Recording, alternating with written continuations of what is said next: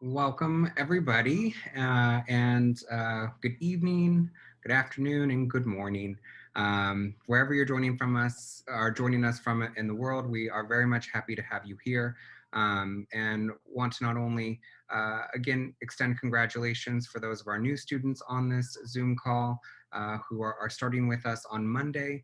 It's amazing that the start of the semester is days away at this point. But we're very much excited to have you joining us at the School of Cinematic Arts, but also joining us tonight for this question and answer session with alumni Lee Unkrich. I want to introduce our moderator and our guest. Roberto Gomez will be moderating tonight. He is an alumni of the school himself from the MFA in Animation and Digital Arts program, and he currently works for the School of Cinematic Arts as our graphic arts manager, and is a huge fan himself of Coco. If you couldn't tell from his shirt, he's also a former resident, grew up in Mexico City himself, and is extremely excited to have this opportunity to chat with Lee. Lee Unkrich is also an alumni of the School of Cinematic Arts and has been with Pixar since 1994. Coco was his latest feature, which received the Academy Award for Best Animated Feature and Best Song. And we are very much excited. And so without any further ado, I'll turn this over to Roberto. Thanks, Marcus. Hello, everyone, wherever you're watching. For me, it's a pleasure to be here, not only as an animation fan, but someone who loves this film. I couldn't be more excited. And I want to thank Lee for joining us and also for giving me a reason to shower during quarantine. So, Lee, how are you? Welcome. I'm great. It's great to be here, Roberto. And hello to everyone who's listening and watching in on this. It's great to be here. So we're gonna have like an hour or so of conversation, and then we're gonna open it to a Q&A. Once you guys wanna come up with your questions, just feed them to us and let us know. If you wanna appear on camera, then you would have to turn on your camera and ask Lee a question, or if you just want the question to be read, let us know in the Q&A box, and we'll do it like for about 30 minutes.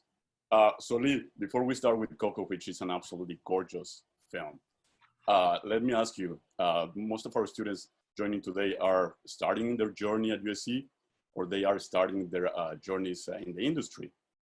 Your path wasn't a straightforward path. You went into production. You now are like Academy Award winning animation director via editing. Tell us a little bit about your journey, but also tell us a little bit of how to manage expectations in terms of going through your career.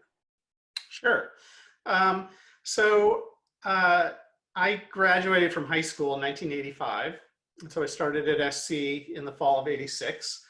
And in my case, I actually wasn't accepted to the film school right away. My first application was denied. And I had to make a choice at that point to come to USC or to try to go to another school. But I knew that SC was the film school that I wanted to go to. And so I made the choice to trek all the way out to California from Ohio, where I grew up, and start going to the school as an undeclared, with an undeclared major. Okay. And I remember trying to insert myself into the school as much as possible, the fabric of the school. I got a job, I think, right away as working in the stockroom, the cinema stockroom. Okay. Loaned out the equipment. I assume you still have something like that. Okay. And then I later worked as a projectionist at Norris Theater and for all the classes, which is great because I got to watch movies all the time and get paid for it. But I also, again, was making myself recognizable around the school. So luckily, eventually they let me into the film school. And you're right, I was a production student, and I ended up focusing on editing, but by the end of my time at the school, but I was also directing. And I left the film school right as I was getting ready to leave. Being at USC was right when the Avid editing system came out. And so I had this kind of unique opportunity as a student to learn the system before anyone in the industry was even really using it. And so that ended up ultimately leading to a lot of opportunities for me, first as an assistant editor and then as an editor. I was able to leapfrog a lot of, back then, if you want to get into editing, the expectation was that you would become an apprentice and then an assistant and work your way up through the ranks. Okay. And that's what I had kind of decided I was going to do if I wasn't able to direct. But just because of the unique moment in history of the film industry starting to go digital, I was able to advance very, very quickly to the point where I was cutting myself within a couple of years of getting out of school. And it was also my experience with Avid and my relationship with Avid that ended up leading to me getting interviewed to go up and work at Pixar as an editor on the first Toy Story movie. So I will say one thing. Let me just tell you one thing, just absolutely, because it's like indelibly in my mind. Yes. The summer before I started as a freshman at SC, I flew out to attend an orientation on campus. I had never even visited USC before I applied. Okay. And USC was the only college I applied to, which I don't recommend to anybody, but that is what I did. And I distinctly remember the feeling of walking around the film school and trying to look into windows, and there was nobody there because it was summer. It was very empty. But I distinctly remember this feeling of this like longing in my chest and this excitement that I was on the verge, I was on the cusp of doing what I'd been dreaming about and going to film school and, hopefully being a part of the industry someday. And I'm just bringing this up because I know there are a lot of new incoming film students here on this call. And I'm just saying this to say I was where you were once, and I know that feeling, and I know that excitement of having gotten into the school and being in this position to be right at the beginning of your journey. And anyway, I just wanted to mention that because it's a feeling that I'll never forget, and I hope that everyone coming into the school feels just as excited about what they're heading into now. So for them, what is realistic to in terms of expectations on how things are going to work out? Well, don't have any expectations. I mean, realistically, I have friends who I went to film school who are not working in the film industry. Luckily, most of them are in some capacity. But you just, you never know. I mean, I get asked for advice quite a bit.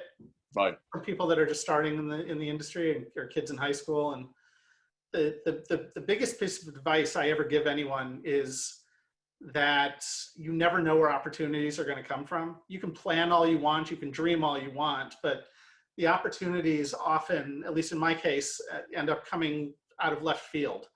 And you just need to make sure that you've honed your skills on your own. And you've worked really, really hard to be really, really great at whatever it is you're passionate about, whatever it is you want to do. And hopefully get yourself in a position to not only get hired, even if you're at the bottom of the totem pole, but once you're there, once you're working on whatever project or for whatever company you're working for, to try to make yourself the most valuable person there. You want to be that person who they would be really upset to lose. That worked for me, and I know that's worked for a lot of people that I went to film school with. But again, in terms of expectations, it's hard to have any. I mean, I went to film school wanting to be a writer director like anyone else just about who goes to film school. I ended up falling in love with editing, which was unexpected. I ended up starting my career as an editor. But ultimately, I ended up having the opportunity to steer my way back towards directing and ended up having a lot of success in that. So I never could have charted out my career ahead of time, but I wouldn't trade it in for anything. It's been so wonderful, even though it was completely different than anything I ever expected. Cool.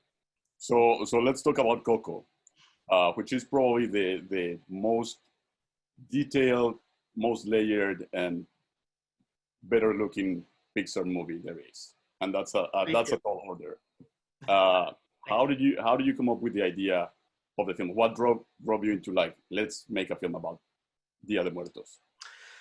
I finished making Toy Story 3. It came out in 2010, and ended up having to do a lot of traveling to promote the movie and for award season and all that. And that finally came to an end, and I needed to sit down and figure out what was next. At the time, and I think still at Pixar, they ask directors to pitch 3 different ideas. Just so that you're not putting all your eggs in one basket, and it allows the studio an opportunity to kind of think about what they want to make and how it would fit into the lineup of films that we've already made, the Pixar's already made. So I ended up pitching 3 films ultimately. And one of them was an old idea that I had been developing at the studio, and I ended up putting aside to direct Toy Story 3. Another one was a musical. Pixar had never made a musical, and I thought it would be a great challenge for me to step out of my comfort zone and do something unlike anything I'd done before. So I worked with Bobby Lopez and Kristen Anderson Lopez, songwriters, to develop just an embryonic idea that I ended up pitching. And then the third thing that I pitched was the idea of telling a story that was set against the Mexican celebration of Dia de Muertos. And the reason for that, one, I had always been interested in the celebration. I admittedly didn't know nearly as much as I know about it now, having made the film and having researched the film and all the time I've spent in Mexico.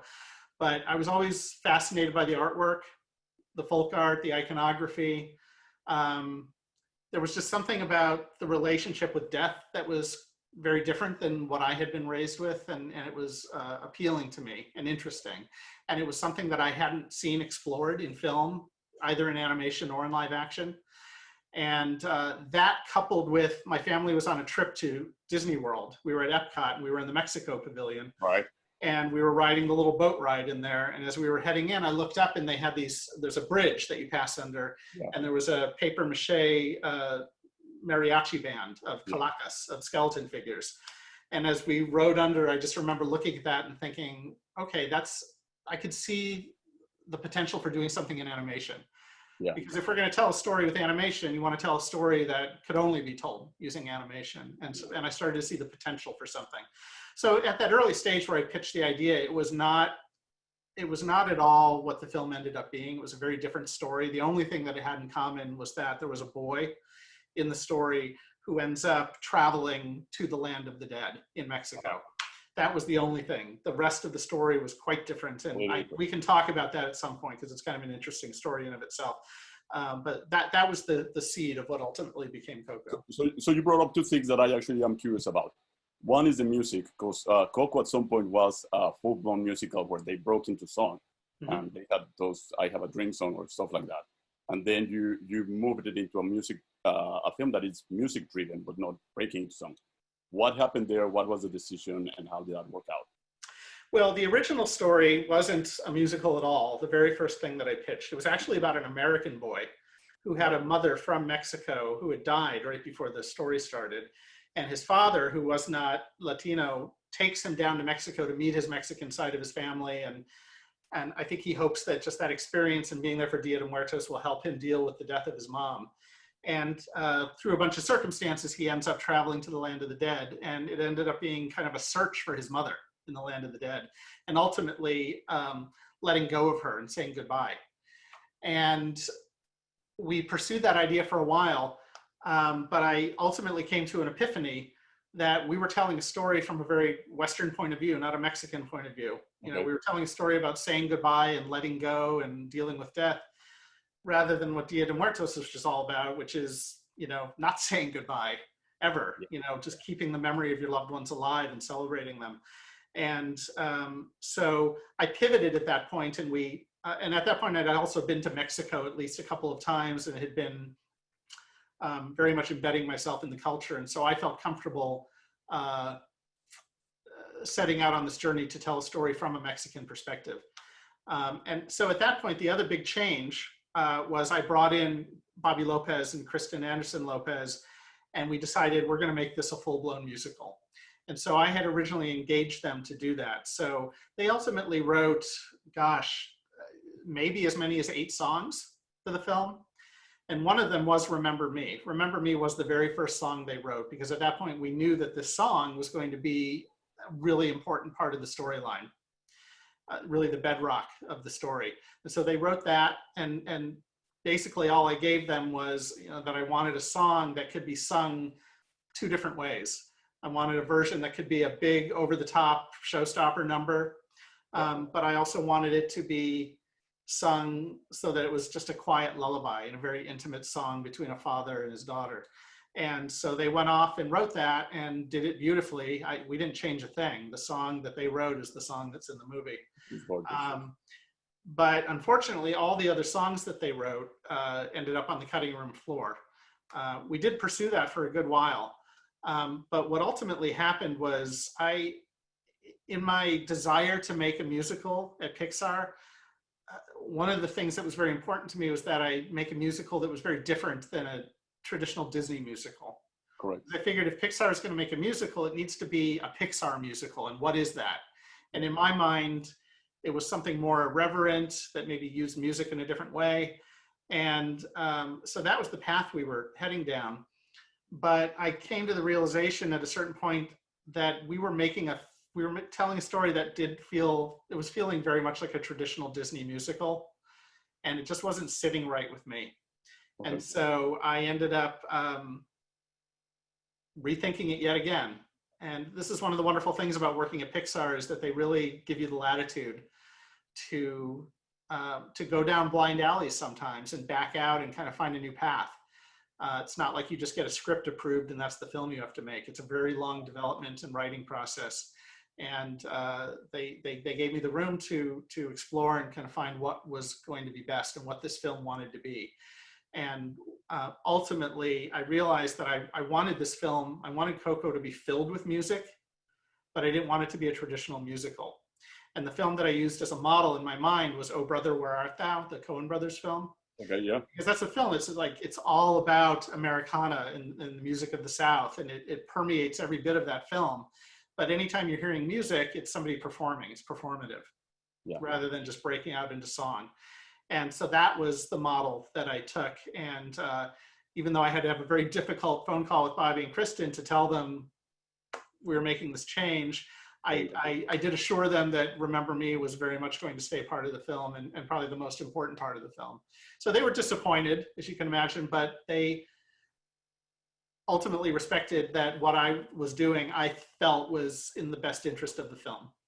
And so that was what we stuck with, and that's what the film ended up ultimately being. So I want to ask you about the story process, but first let me ask you something that you kind of brought up earlier. In Mexico, we are very irreverent with death.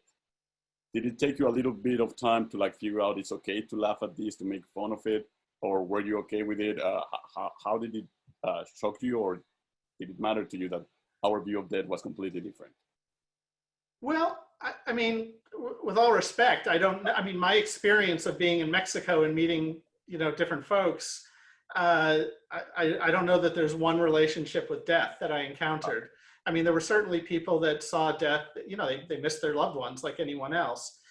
But I did see quite a bit, and this goes back in the history of the celebration and just the history of Mexico with, like the artist Posada, who created all the woodcuts of skeletons that are still associated with the celebration in many ways.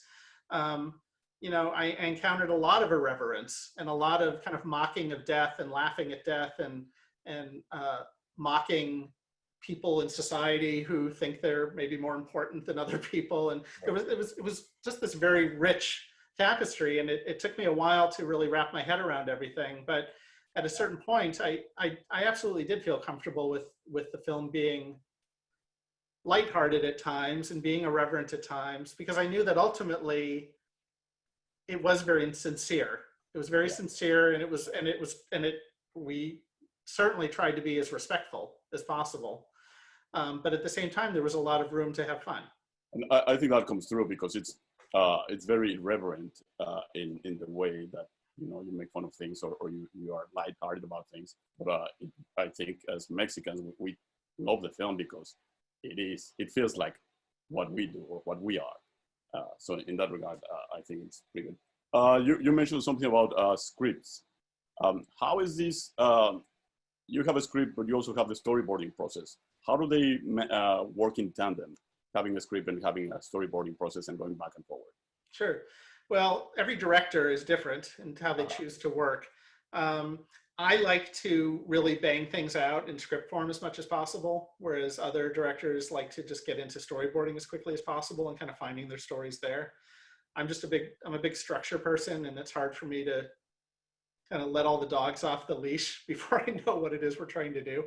So I spent a lot of time with the writers, and I worked with a few writers over the course of the film. At the very beginning, early on, I worked with the novelist Dave Eggers on that very first idea that I talked about. After that, I worked with a writer named Matt Aldrich, who was great. He was on the film for a number of years. He's now working with Netflix as the showrunner for a whole reboot of the Chronicles of Narnia that they're doing. And then in the final year and a half or so of the production, the writing duties were taken over by Adrian Molina, who is a story artist who I had worked with on Toy Story 3, and he was an important part of my story team on Coco. And so he took over the writing duties. Yeah. So, I mean, basically the way it works, we spend a lot of time writing and kind of figuring out what it is we want to do. But at a certain point, you need to start putting it up in storyboard form so that the people at the studio can evaluate it and you can start to see what it might be and the visual potential of it. And so, you know, we would get a scene or a sequence to the point where we thought it was basically working, even though it might still have problems. And I would hand it off to a story artist who would take it and kind of put their own stamp on it. We had a lot of world building to do in this film. Yeah. And so some of the story artists took that on and started to fiddle with, you know, what the world might feel like in tandem with the art crew that was doing a lot of early design work. And for people who don't know, who haven't worked in animation, storyboarding in animation is typically, it's not an animatic. It's not an attempt to kind of figure out what all your shots are going to be and create a blueprint for the scene. It's really an extension of the writing process. It's a tool to explore visually storytelling. But again, not with an eye towards figuring out exactly how you want to shoot the film. And so, and there's a lot of iteration. You know, we'll take those storyboards and we'll actually cut them together into reels in the editing system, using temporary voices at first and music from other movies and sound effects. And we create kind of I see it as this living rough draft of the film that you're constantly editing and shaping and changing over the course of creating the story. And we live in that form for several years before we ever get to the point where we're going to start doing any animation at all.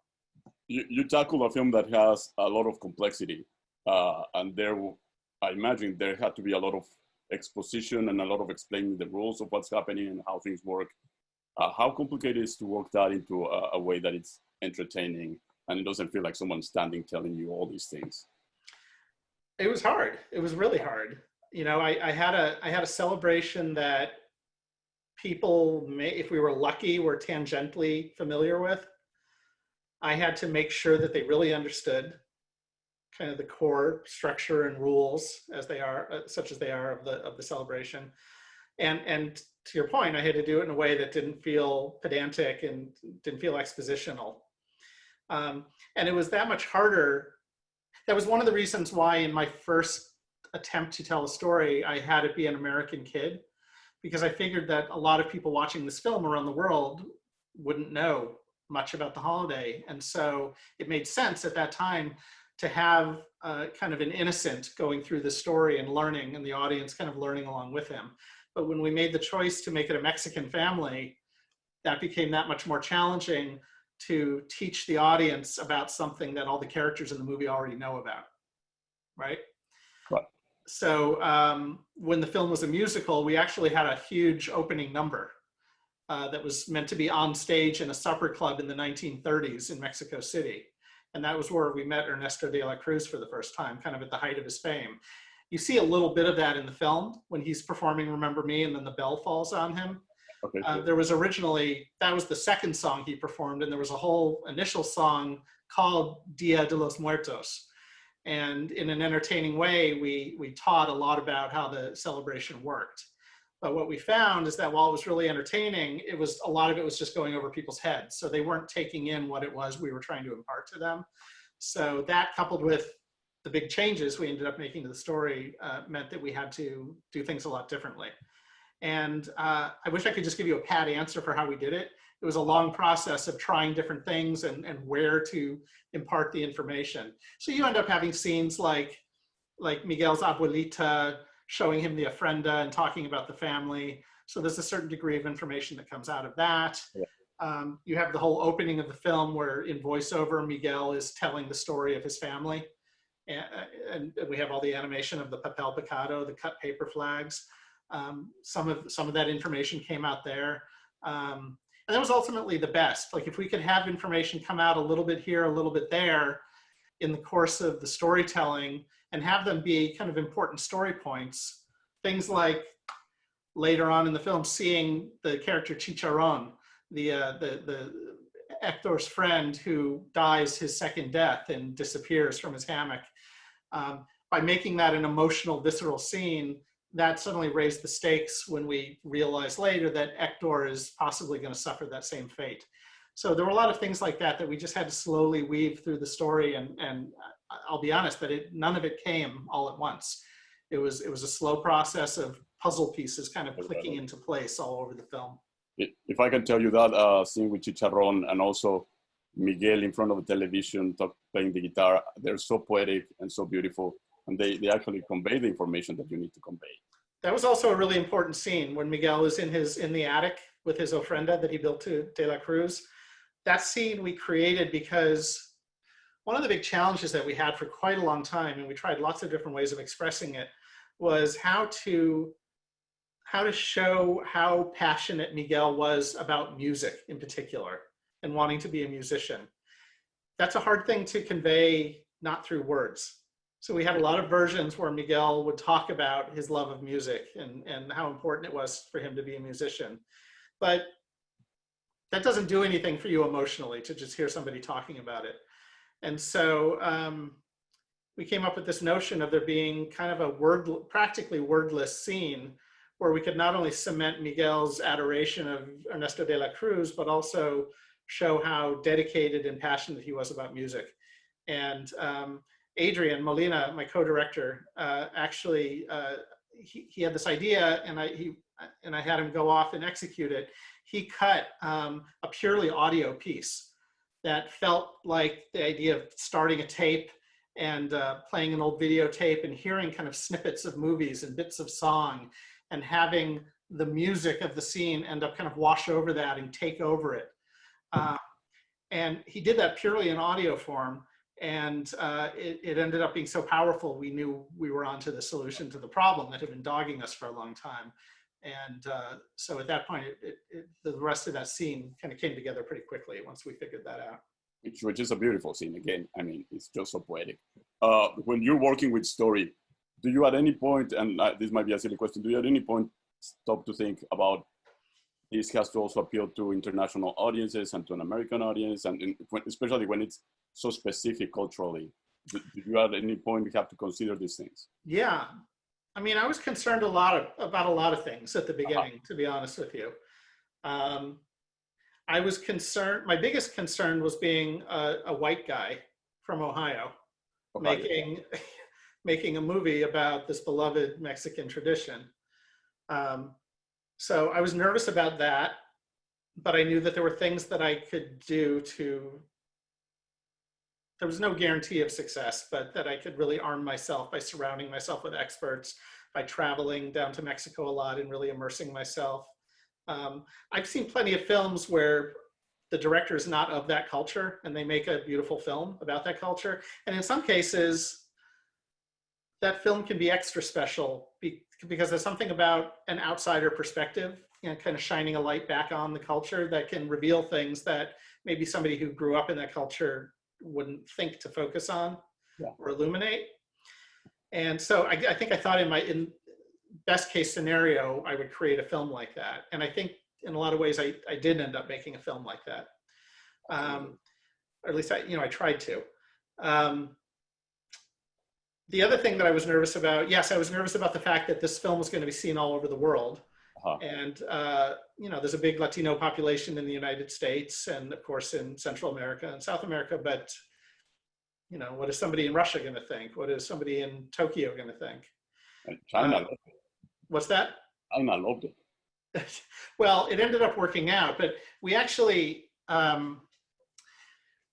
we get together at Pixar every year with all of the people who run the different global offices for Disney that have to release the films in all these different territories. And we kind of show them, we present to them everything that we're working on at different stages so that they know what's coming down the pipeline. And we had a lot of conversations about Coco, and there was worry from everyone. They liked what we were doing. They saw that it was going to be this beautiful film and had a lot of potential, but a lot of the territories, a lot of the countries were very nervous about it. In particular, Japan was nervous. China was very nervous. China basically said, we don't think we're going to even be able to release this film in China. Because they have very strict censorship there. I mean, it's very hard. Very few American films even get permitted to release in China every year. And beyond that, there are a lot of rules. We were told, you can't have any depiction of ghosts. You can't have any depiction of an afterlife. They frown on expressions of spirituality. And so I'm like, well, we're kind of hosed. I mean, this is our film. So they said, well, can Miguel wake up at the end of the movie and it was all a dream? Maybe that could get through. And I'm like, well, we can't do that. So we basically had written off China. And which it was too bad, because China more and more is an important part of global box office for a film. And it wasn't until we were actually in the middle of the sound mix on Coco, the film was all done. And I got a phone call one day and was told that the team in China had convinced the review board to at least watch the film. And as I heard the story, the lights came up at the end of the movie and everyone was crying in the theater. And they were so moved by it, they moved it up to the next tier of getting approved. And ultimately it was approved. And even then they weren't sure how the film was going to play there. But opening night, they saw social media in China starting to surge in favor of the film. And they knew it was going to be a huge hit. It ended up being, Coco in China ended up making more money than every other Pixar film combined. Wow. Which is crazy. Yeah. And I subsequently went to China and spoke about the film and traveled around quite a bit. And I would ask people, because I was curious, like, why do you think it ended up being such a big film in China? And it was, what I heard again and again were two things. One, the fact that we focus so much on family and kind of the idea of multiple generations living together and caring about each other. That's a very big part of Chinese culture. Yeah. Then they also have a holiday which is called, like, forgive me if I'm saying this wrong to anyone out there who knows better, but there's like a grave sweeping day, which is similar to Dia de Muertos, just in that it's a day where people go and clean up the graves and kind of make them nice, and it's a much more solemn event than Dia de Muertos is, even though there are aspects of Dia de Muertos that are solemn. This is just a very solemn day.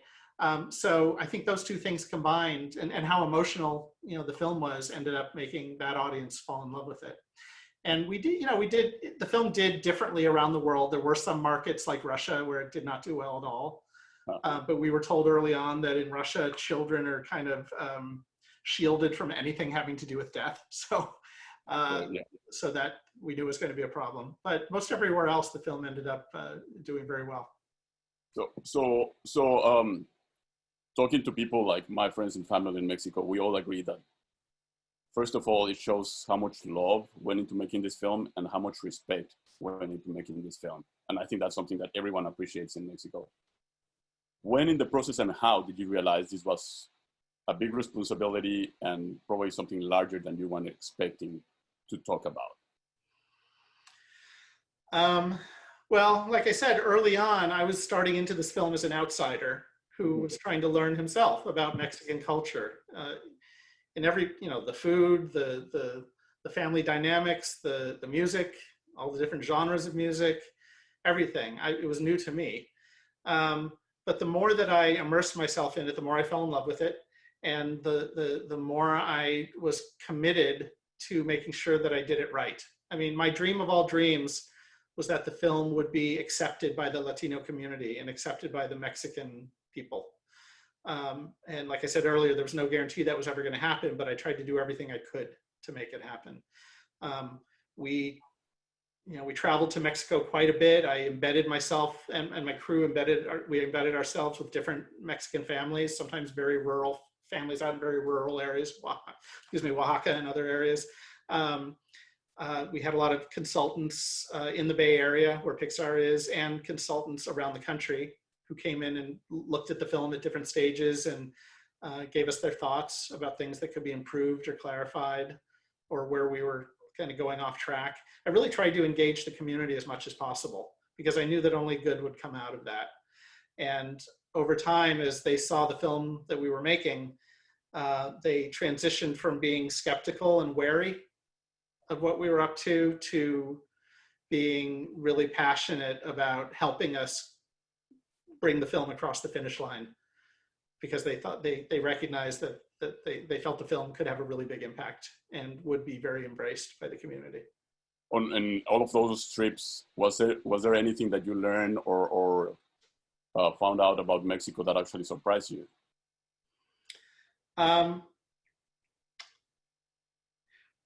Well, I mean, there was one thing about the celebration that I wasn't aware of at all early on, which was this notion of in Coco, we kind of simplified it down to the second death. In reality, the stories that we heard were about 3 deaths, that everyone is capable of 3 deaths. There's a death when your heart stops and you cease to be living. Then there's a second death when you're buried or cremated, when nobody can ever see you again. And then there was this idea of a third and final death when there's nobody left among the living who knows you or remembers you and can pass your stories along. And I hadn't seen that anywhere. In fact, it's not like it's this ubiquitous idea in Mexico. I mean, I think that was even new to a lot of people in Mexico who watched the film. But it was something that we heard again and again, and it was very powerful to me and very poignant. And we tried to make it a part of the film early on in a small way, but over time we came to realize that it really was the central idea of the film. Okay. So that was a big one. I learned a lot about different genres of Mexican music that I wasn't aware of, and we really tried to embrace a lot of different styles of music. There's a lot of people think of Mexican music and they think of mariachi, and that's kind of the beginning and end of it. So we wanted mariachi to be a part of the film, of course, but we ended up embracing banda and Rio, jarocho. Yeah, lots of different styles of music, and tried to as much as possible to fill the film with different styles of music. I'm trying to think of anything else offhand. I mean, there was so much. I mean, here's an example of something where of how one of our cultural consultants was able to help us.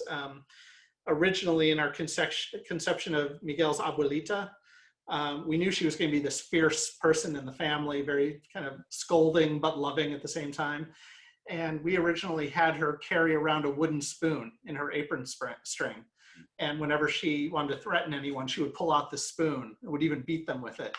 And it was Lalo Alcaraz, who was, he's a political cartoonist and activist, who ended up being one of our kind of core consultants on the film.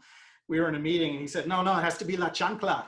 She has to take off her slipper and use that and threaten. And that was something I hadn't even heard of. And once I looked into it, I saw how widespread La Chancla was in Mexican culture and in Mexican American culture. And so we ended up totally embracing it. And I know from all the audiences I've seen the film with, especially in Mexico, once that happens, once she pulls off that shoe and threatens the mariachi musician in the town square, I feel like that's when I get everybody from the culture. Like I feel like they trust me, and they trust the film from that point forward. That and the Pixar piñatas in the. Yeah. Also, there was a line that I think Gael Garcia Bernal actually suggested to me. I think it was him, of having Miguel say "No manches." No manches. Yeah. Yeah. So we just really tried to throw in kind of a lot of little details that were very specific. To make the film as authentic as possible. I also made a choice early on to have a lot of have a lot of Spanish language in the film. Yeah. Not only having characters speak Spanish at times, but also have all the signage everywhere. Anywhere there's signs, everything is in Spanish. And that was really important to me. And even in the dubs, when the film is dubbed into different languages around the world, we insisted that any time Spanish was used, that it stay Spanish. Okay. I imagine you got a lot of information, a lot of cultural things that you thought were interesting. How do you edit yourself from putting everything on the film and just? Well, at the end of the day, you know, I knew that we weren't making like the definitive Mexican film. I mean, that's impossible, number one. Two, I'm not the person to tell that story. We were telling a very specific story about a boy and about his family that happens to be set against Dia de Muertos. And so anything that wasn't important for telling that story often fell by the wayside. While at the same time, we try to keep a lot of little details culturally, like Abuelita insisting that Miguel eat a lot of food at the table. Just a lot of little things like that that we knew were just a rich part of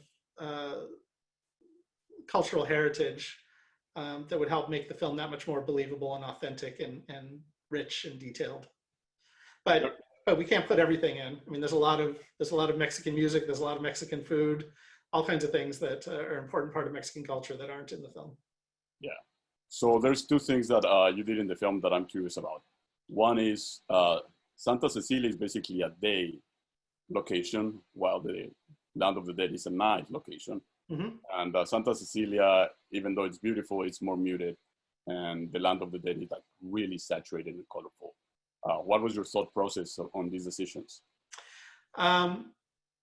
Well, it was exactly that. I mean, I wanted there to be as much contrast between the worlds as possible. I wanted it to feel, you know, a little bit like Wizard of Oz, I guess.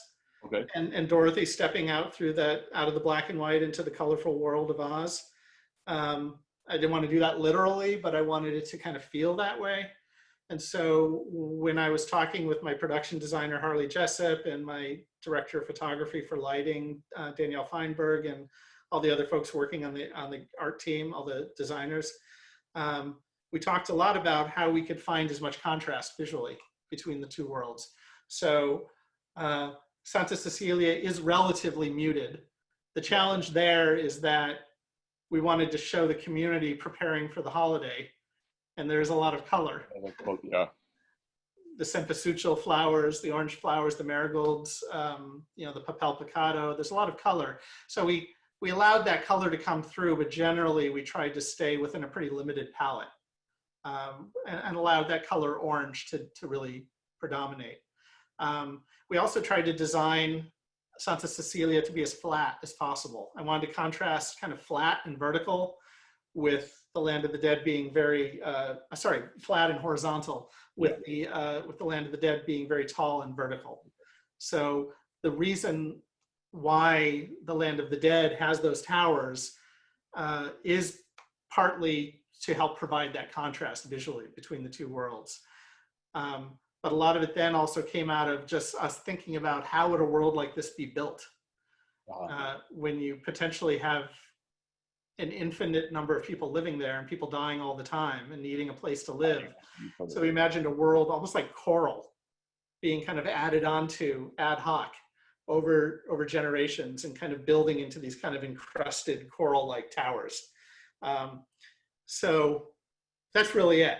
So there was just a lot of effort, and we saved a lot of colors that we purposefully didn't use in the Land of the Living, so that when Miguel walks across that bridge and the Land of the Dead is revealed for the first time, that you get really socked with some of the blues and some of the magentas and a lot of these colors that we had reserved.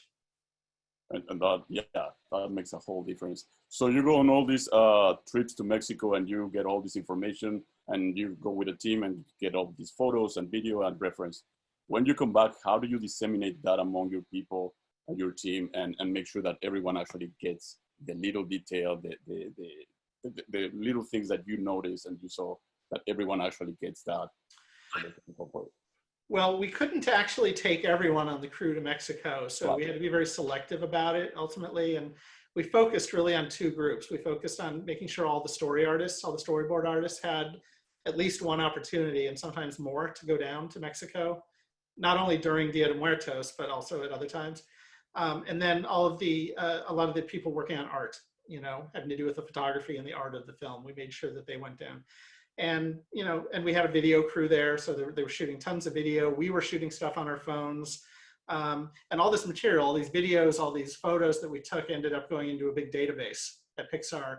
And so people who didn't have the opportunity to actually go to Mexico could sift through all these, I mean, hundreds of thousands of images, depending on what they were working on, to have some real world inspiration. So that, I mean, we tried as much as possible not to just make things up unless we needed to make things up that weren't really in our world. But even when we were making things up, like I wanted the Land of the Dead to feel Mexican. I wanted it to feel like places we had visited, like Guanajuato and in Oaxaca and other places, so that even though it's this fantastical world, it's all kind of rooted in, and also rooted in Mexican history. I mean, there was a philosophy in these towers that down at their base, the bases of all the towers in the Land of the Dead are kind of Aztec pyramids. And the higher you go, the more modern the architecture becomes. We don't ultimately see everything like at the tippy tops of the towers in the film, but you definitely, all of the architecture and the buildings feel like places that we visited. And even Santa Cecilia was very much inspired by towns that we visited. There was one town in particular called Santa Fe de la Laguna that really inspired me. When I visited there, it just felt to me like this was Santa Cecilia of our film. And we took a ton of photos. We met a lot of wonderful families there. And then I never visited it again for years until the film was all done.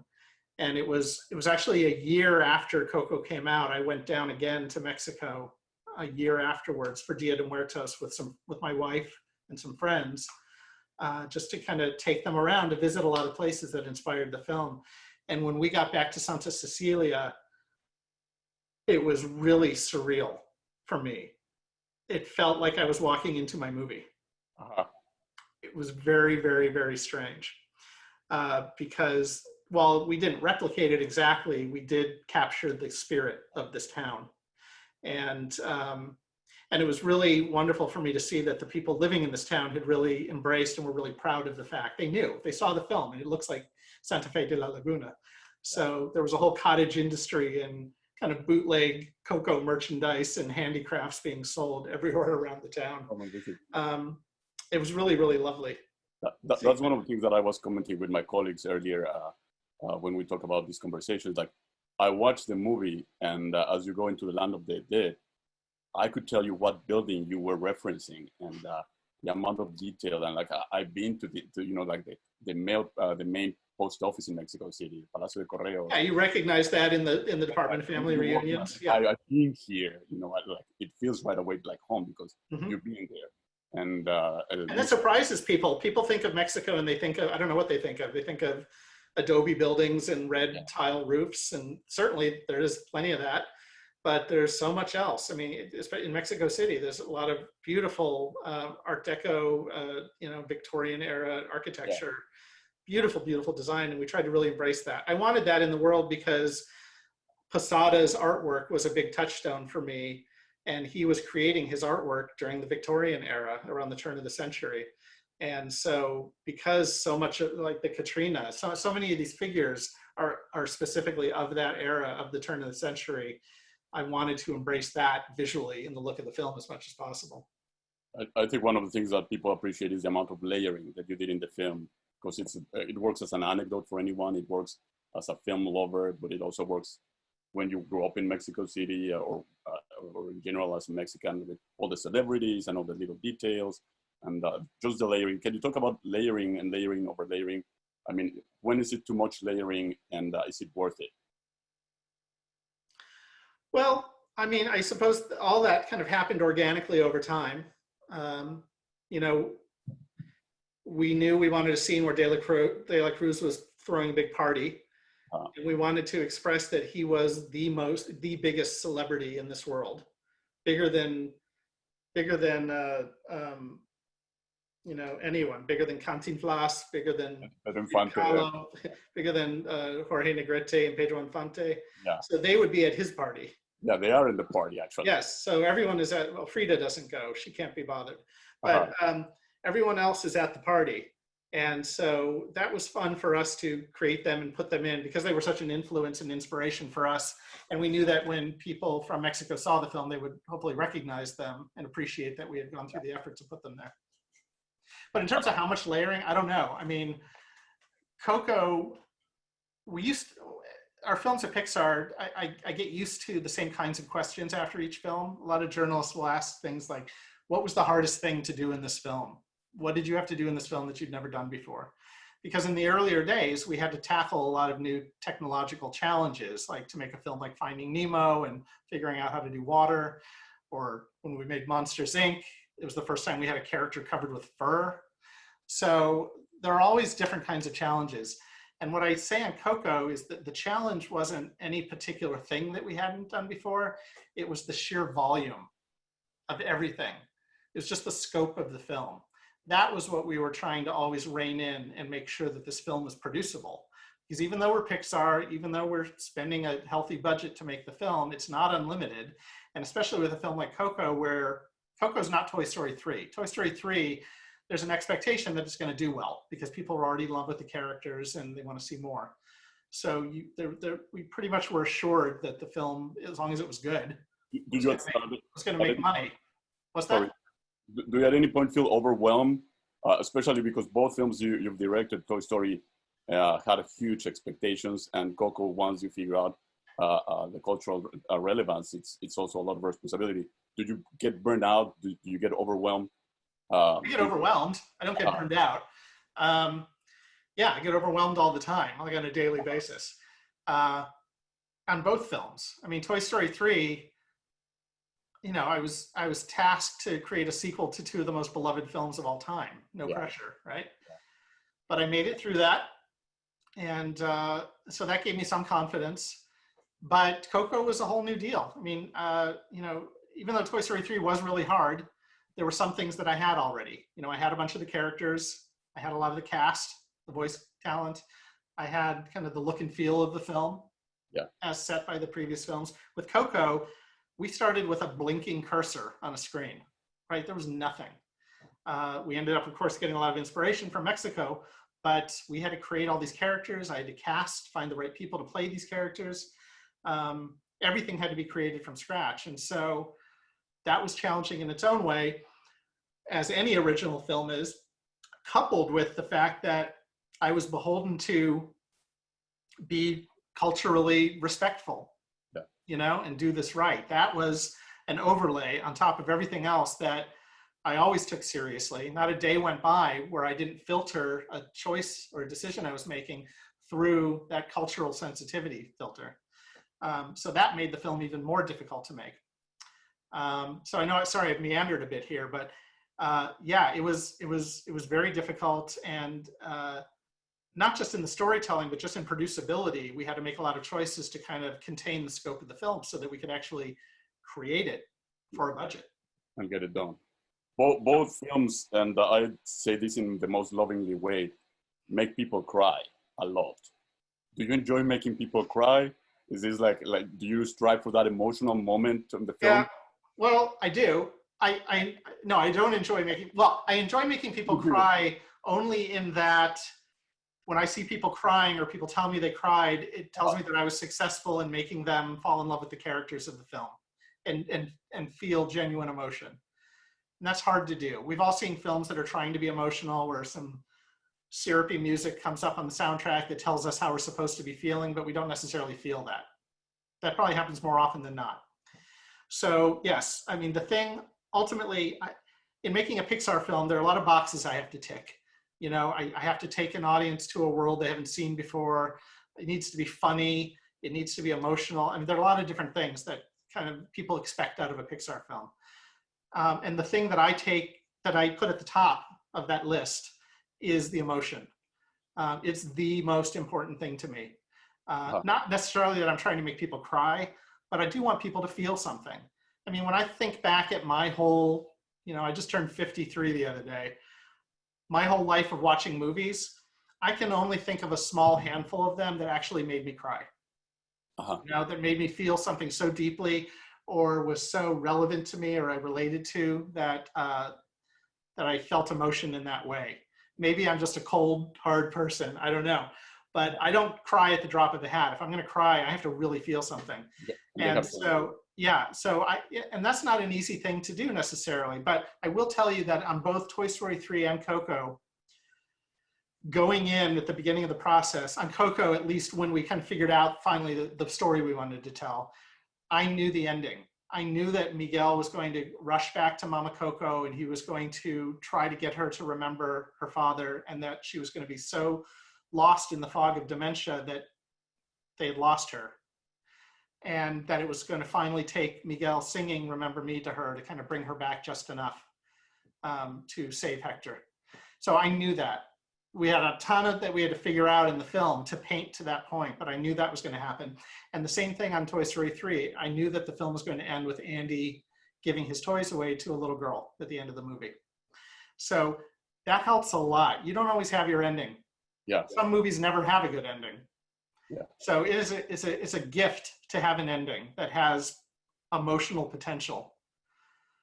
It doesn't mean it's free. Once you get there to the end of the film, that the audience is going to feel something. There's a lot of work that needs to be done along the way to make the audience fall in love with the characters and to plant ideas and things that can later resonate in a big way to push people over the edge to really feeling deep feelings.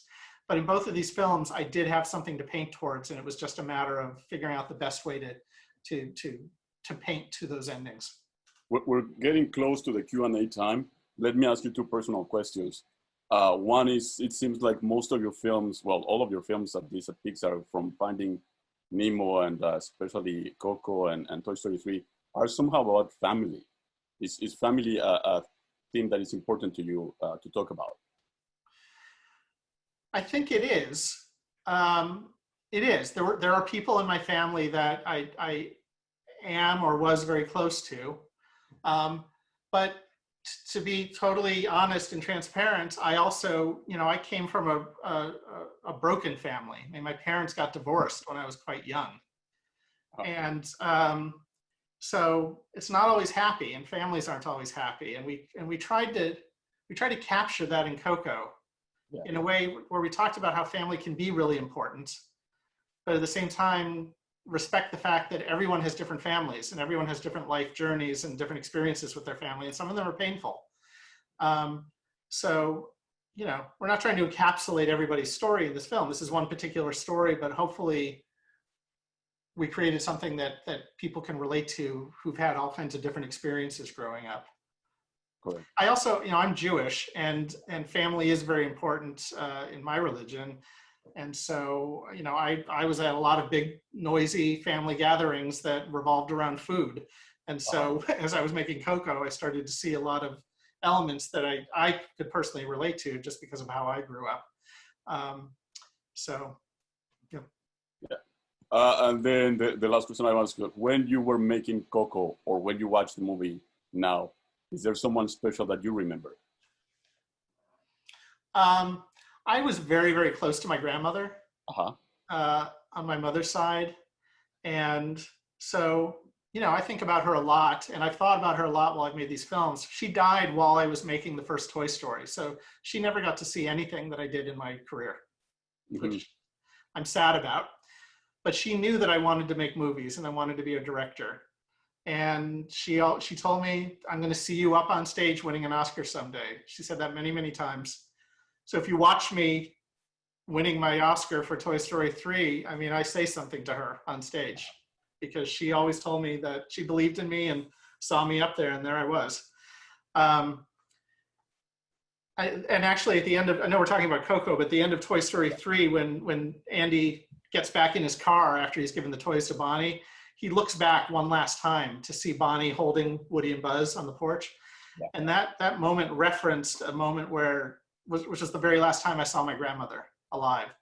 While I was making Toy Story, some cancer recurred, and we knew she wasn't going to make it. So my wife and I flew back home, and I spent a few days with her, and while she was still pretty well. And at the end of it, we were at a restaurant and we needed to leave to get on the plane. And so I gave my grandmother a hug. I knew it was the last time I was going to be hugging her. And I turned and I walked to the door of the restaurant, and I looked back over my shoulder, and I knew that this was the last time I was going to lay eyes on her. And I kind of grabbed that mental snapshot of her laughing with her friend. She wasn't even paying attention to me at that point. And I grabbed that, and I've held that always. And so when I created that moment in Toy Story 3, that's what I talked to the animators about. You know, I referenced that moment and told them the whole story in detail. So that moment for me, I'm the only one who experiences it that way, but that's dripping with me seeing my grandmother for the last time. And I think it helped imbue that moment with a lot of emotion. On Coco, there's nothing specifically about my grandmother, but you know, we created this big ofrenda at the end of the film with all the pictures of loved ones that we've lost. And my grandmother is right there. I was asking that. Right in the middle. I think she's right next to Walt Disney, actually. Yeah. She would have got a kick out of that. Yeah, that's beautiful. Let's figure out how we do this Q&A, because I'm sure they're asking a lot of questions. I see a lot of questions going through. Our good friend Matt, and I think Justin, are you guys gonna let us know who's asking what and if they wanna appear on screen? I'm not sure how this happens. Okay, I'm gonna ask a question because I'm not sure. Candice says, what does directing an animated movie look like? How does it differ from directing a live action movie? I get that question a lot. I'm sorry, my screen just did something weird, so I'm trying to get it back to where it's supposed to be. Okay. Hopefully I can, but if not, it's fine, I'm here. So what I typically tell people is that making an animated film is more similar to making a live action film than dissimilar. At the end of the day, as the director, I'm responsible for telling a story visually and with sound that's going to be seen up, hopefully on a big screen in front of an audience. And my job is to entertain them and make them feel something, make them laugh, make them cry, make them scared. And I'm using all the same tools that a live action director would use. I'm using sound design, I'm using lighting, I'm using color design, I'm using camera movement, I'm using staging to camera, and of the actors, of the characters. I'm actually working with actors. There are actors providing the voices for the characters that I need to work with intimately. And then my animators are really like actors as well. They're providing the physical part of the performance, and I interface with them the same way as I do my voice actors. You know, I don't tell them how to animate. I talk about the characters. I talk about the subtext of the scenes. I talk about what we're trying to communicate in any given moment. So I'm working in the same toolbox of all the same tools as I would work with if I were directing live action. The main difference is that I'm not trying to orchestrate it all at the same time in the moment on a set. You know, because I have directed live action, I know what it's like to have to orchestrate so many different people and so many different elements, and at the same time, try to work with actors and get a believable performance. And it's like keeping a lot of plates spinning at the same moment. And there's an energy to that, and there's an excitement to that, and great things can come out of having to work in that way. But I have found that for me personally, the way I'm wired, I've really enjoyed working in animation because I can make all the same creative choices that I would make directing live action. I'm just able to do them separately. I can focus on just having conversations about the cinematography and the lighting or how the camera's moving, and focus utterly on that and not be having to worry about whether the actors have what they need at that moment, you know? So I'm doing all the same things, they're just spread out over time, which is part of why animated films can take so long to make. But at the end of the day, I don't see myself as an animator. I'm not an animator. I don't know how to animate myself. I've certainly learned a lot in my time at Pixar, but I can't sit down and animate something myself. What I am, how I think of myself is as a filmmaker, whether I'm working in the medium of live action or working on a game or working on an animated film, I'm a filmmaker. And I just bring my skills and knowledge to bear on whatever story I'm trying to tell. Alexander Chang, who's an MFA production student, is asking, what do you feel are some advantages of taking the editor's route to directing films? Taking what? What are the advantages of taking the editor's route editor, yeah. to directing films? Well, I mean, I firmly believe that the editor is second only to the director in terms of how the power that they have to make or break a film. You know, I fell in love with editing while I was in school and discovered that I really had a knack for it. And that's what I ended up pursuing as my career initially. And it's vital. I mean, editing is absolutely vital. And I'm a better director because I know how to edit. Unfortunately, there aren't many editors who have made the leap to directing. I mean, there's some big people like Robert Wise who made that leap. I don't know of anybody in animation besides myself who's ever made the leap from editing to directing. So I'm completely an anomaly, but it's really because of my situation, because I went to film school and because I trained to be a live action director and I had done some live action directing. I came to Pixar with all those skills at a time when they were making their first feature, and we had an opportunity to kind of reinvent what animation meant. You know, in 2D animation, especially at that time, everything was staged pretty flat. You know, you'd see some multi-planing here and there, but typically everything is staged kind of in profile. And I saw this opportunity once I understood how the process worked. You know, we had these virtual sets and virtual cameras. And I started to realize for the first time that what we were creating with Toy Story, which had never been done before, was very much like the live action filmmaking that I knew. So I really was able to bring not only what I learned in film school and on my own to bear, but especially my skills as an editor, I think absolutely have helped make my films as a director that much stronger. And I've never stopped editing.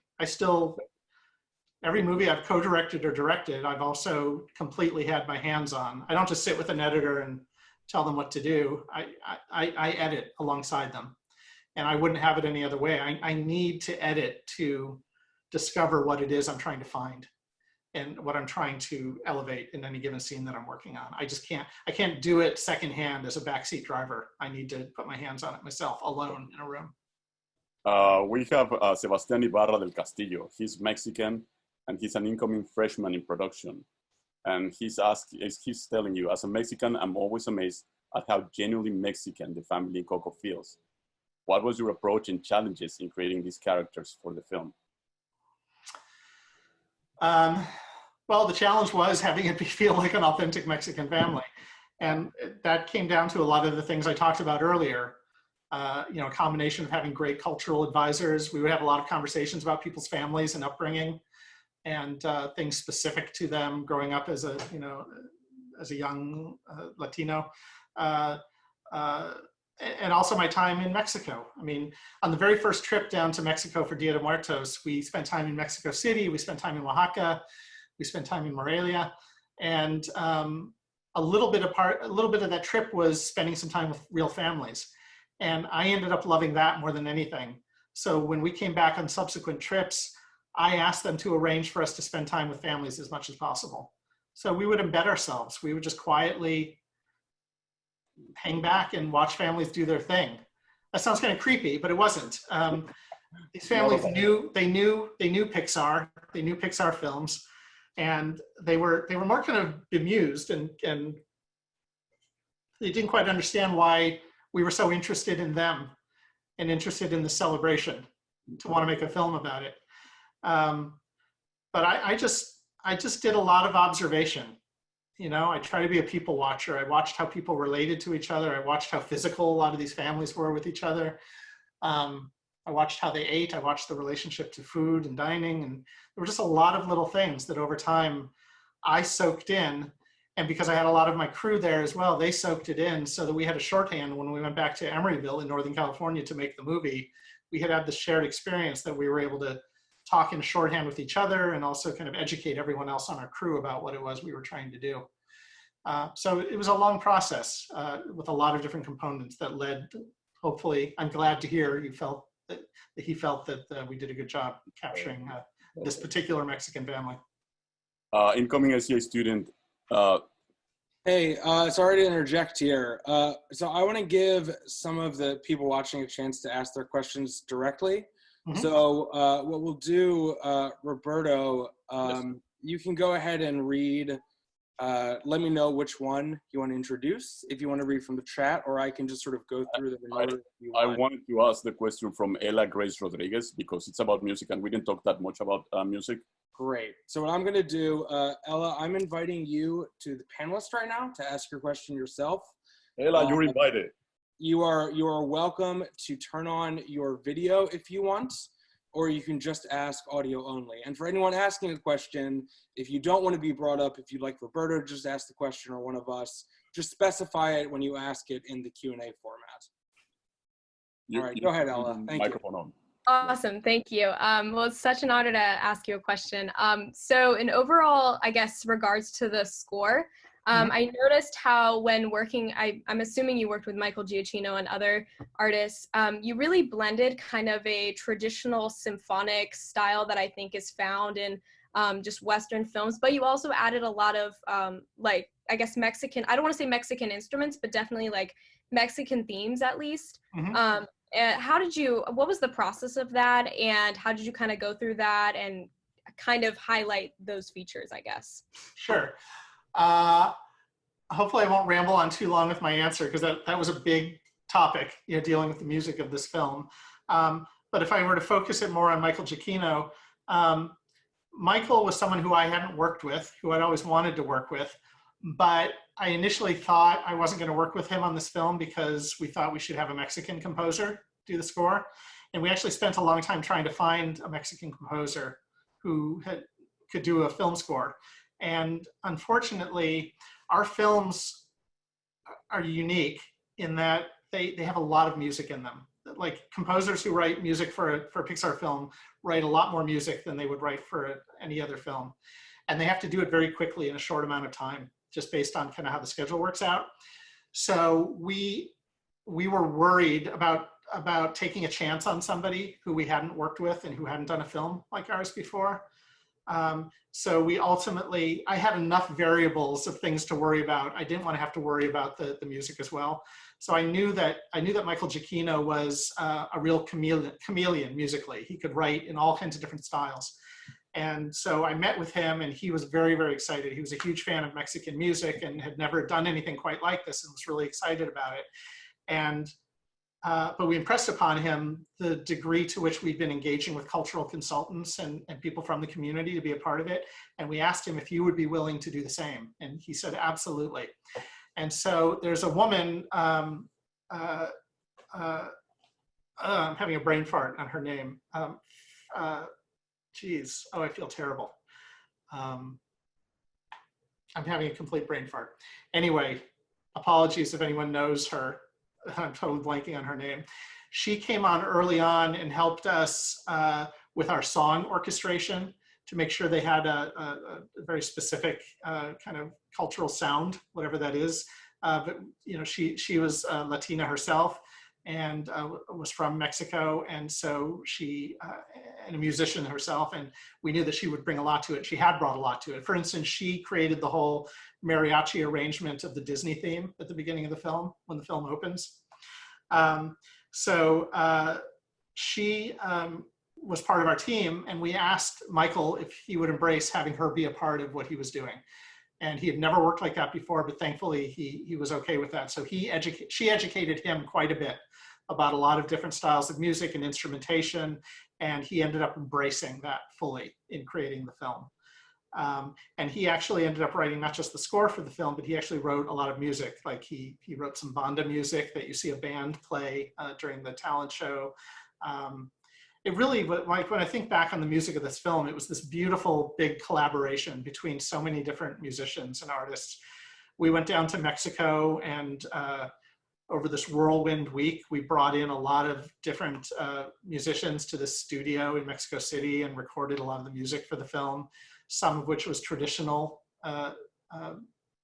music and songs, and some of which was stuff that Michael Giacchino had written. So that's what we did. I mean, a lot of it was out of my hands because at the end of the day, Michael has to write the music. But he did. He was up to the challenge. He totally embraced it and created what I thought was a really beautiful score and wrote a lot of beautiful themes. Thank So you. I'm sorry, that was like such a fast answer to that question, but hopefully. No, I know it's complex and I feel bad. I definitely botched his last name, but thank you. I think everybody does. It's actually, for everyone listening, it's Giacchino. There you go. Michael Giacchino.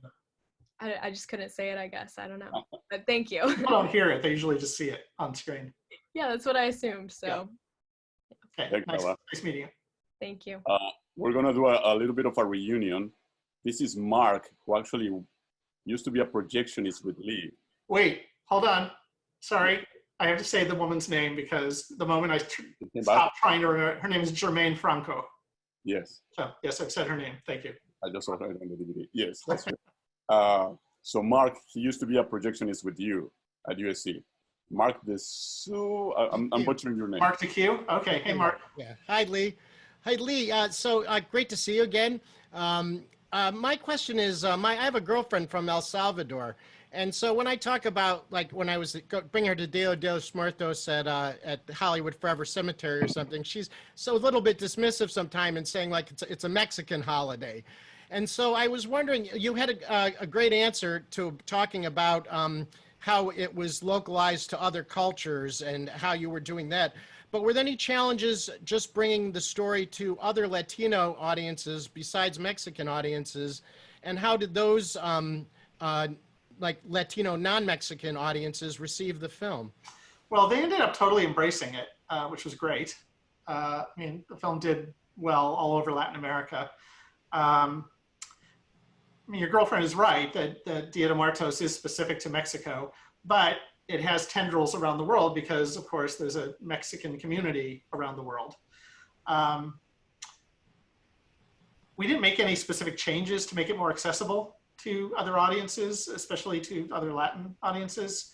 I think there's generally, what I've been told is that there's an awareness of the celebration of the traditions, even if they don't kind of celebrate in that way themselves, but there was an appreciation that we were choosing to tell a story set specifically in a Latin culture. And even though it wasn't their culture, there was a general embracing of the movie just because it was specific to the Latin culture. That's great. I don't know if that answers your question. But. Yeah, no, it totally does. Yeah, and I just, is embraced worldwide anyway.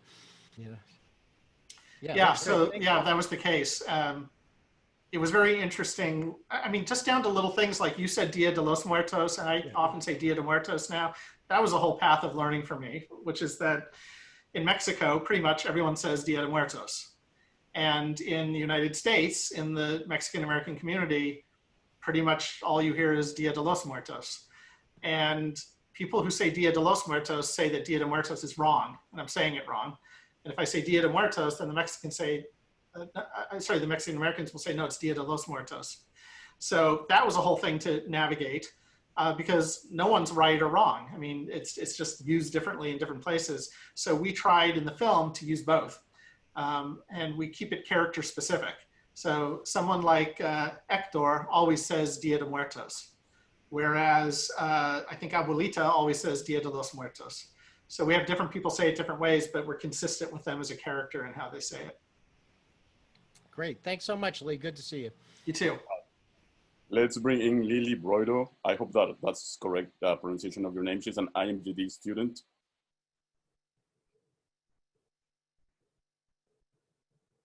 Lily, are you there?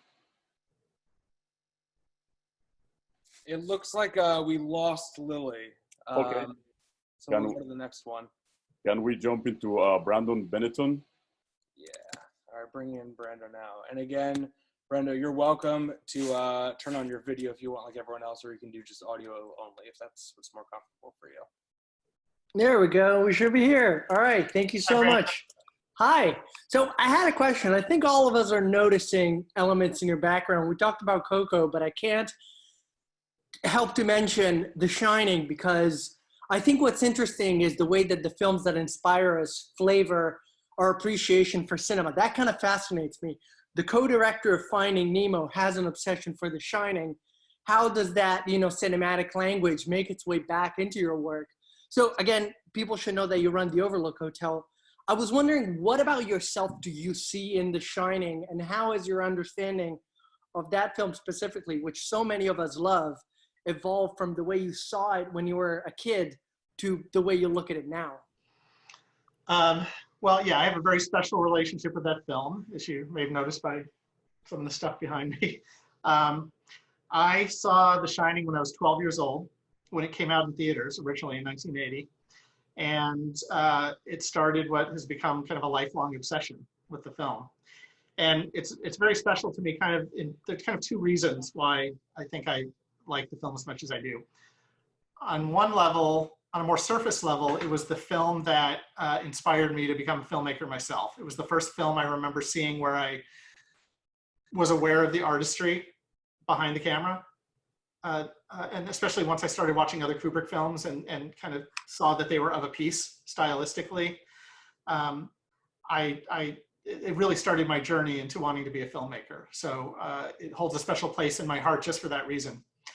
But on a more kind of visceral psychological level, and this took me a long time to kind of tease this apart. As I mentioned earlier, I'm an only child of a family with divorced parents, right? And I also had a very vivid imagination when I was a kid. And so I spent a lot of time home alone in my house as a latchkey kid.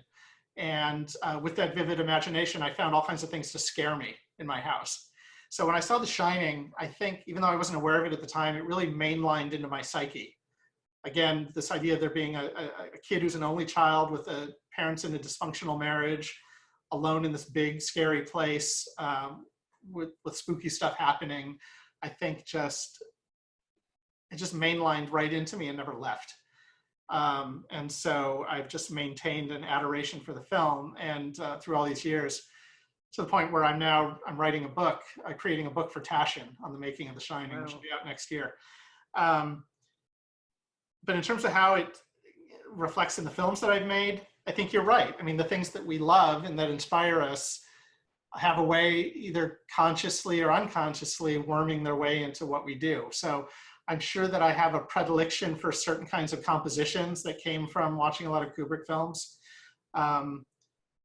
There are things that I find creepy just because Stanley Kubrick decided that that was creepy, like certain kinds of music, certain kinds of sound design that helped establish my sense of what's scary. And so whenever I've made a film that needs to have a scary moment, I naturally lean towards those kinds of things. Like, as an example, there's this musical element that's in some of the music in The Shining called, it's a style of playing actually called kalinga. I always say it wrong. It's like kalinga, where the musicians are actually tapping their bows on their instruments, like the violin players, the string instruments. And it makes this kind of creepy, unsettling, like insect-y sound. And it's in some of the music that Kubrick used in The Shining. And I automatically find it creepy. So cut to, we're making Finding Nemo. And there's a scene where Dory and Nemo's dad are about to head into this trench, or they're faced with this trench and whether they should swim into it or not. It was meant to be scary. So I talked to Tom Newman, who did the score, and I talked to him about this notion, and he ended up embracing it and using it, even though he said the musicians hate it because it's terrible for their bows to tap on the strings like that. He worked that in, and we used it at that moment in the film. So that came directly out of kind of my own influence from The Shining. And there's probably been any number of millions of things. I mean, I throw in overt references to the film just to have fun in the films that I make. But just stylistically, from a filmmaking perspective, there's an enormous influence there. Absolutely. Thank you so much. Thank you. You're welcome. Thanks, Brandon. We have time probably, if that's okay with you, for one more question. Sure.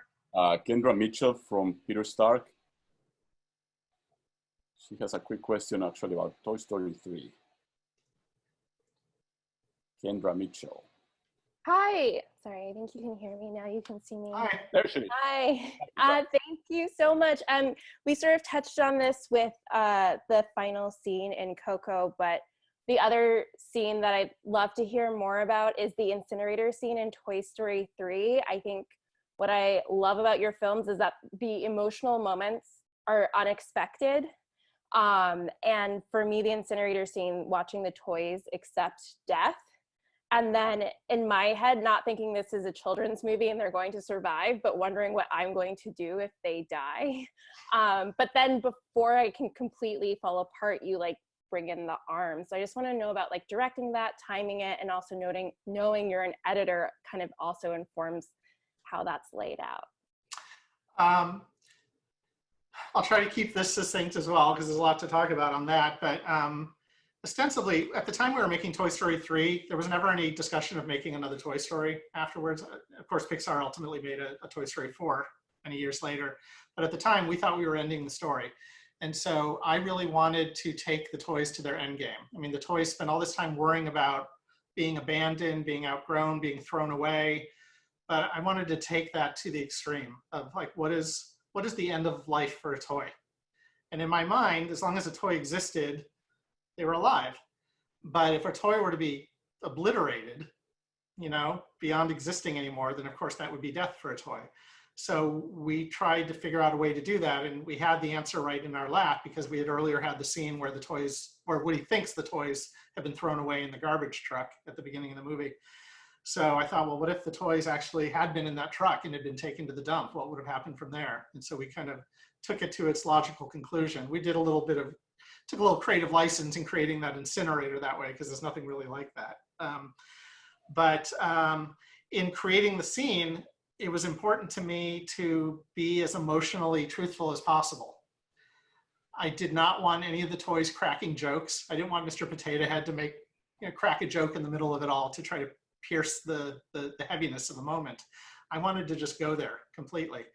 And my point of reference for that scene was, I used to have at one point in my life, a really crippling fear of flying. And I've slowly gotten over it over time, because in my job, I've had to fly a lot. But at one point when I had a family, once I was married and had kids, we would fly back and forth to Hawaii a fair amount. And sometimes we'd be in really bad turbulence and my imagination would get away from me, and I would think, well, what would actually happen if this plane were to start going down right now? Like, what would I do? How would I react? And I don't think I'd be like waving my arms and screaming. I imagined I would just hold my family close, hold them, hug them as tight as possible. And that I don't know that we would be saying anything. That seemed to be the emotional truth. And so in creating that moment, that was always what I steered towards. I wanted the toys to be scared at first, but then to slowly, one by one, realize that this was it. There's no escape from this fate. And so what are we going to do? I have the people around me who are the closest to me. We're just going to take hands one by one.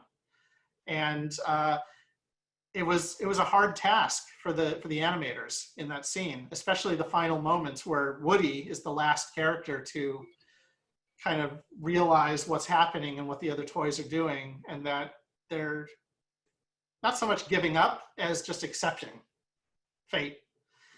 And I didn't want any talking. I didn't want them talking about it. I wanted it to all be just through their facial expressions, interacting with each other. And so there were a lot of little micro turns and very subtle things that were happening in that scene to make it be as effective as I hope it was, as I know it was for a lot of people. That's really how that came together. And we took it to the end point. I mean, I took it as far as I could possibly take it. And then and only then did we save them. And we saved them in a way that when we came upon the idea, it just felt perfect to us, because it brought so many things full circle in the film, with the way the aliens were when we met them in the first film, and talking about the claw, and the fact that, there's so many films where there's this thing called a deus ex machina, where it's like the hand of God saving the characters at the end. And kind of back in Shakespearean times, they often would literally have a hand of God come down from above to rescue characters in peril. And once we had this idea, we thought, you know what? We're just going to embrace this. This is the ultimate deus ex machina, but we're going to be the ones to not use it as a crutch, but to fully embrace it and have earned that ending. And I think people felt like we pulled it off. So there you go. Definitely. Thank you so much. I actually consider that one of the most powerful film teams I've ever seen. So thank you. Thanks, Kendra. Lee, do you mind a couple more questions? Fine. I'm fine. Yeah. Adriana Sanchez, animation student. She's a current animation student. Adriana, if you're around.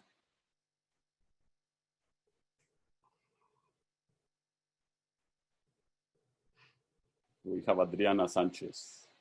All right, it looks like we lost her as well. I can't seem to find her in the. We lost Adriana. Yeah. Okay. Well, sorry, Diana. That's her loss. Oh wait, no, I found her here now. Oh, So. It was my fault. Here we go, Adriana. I don't want you on screen, Adriana.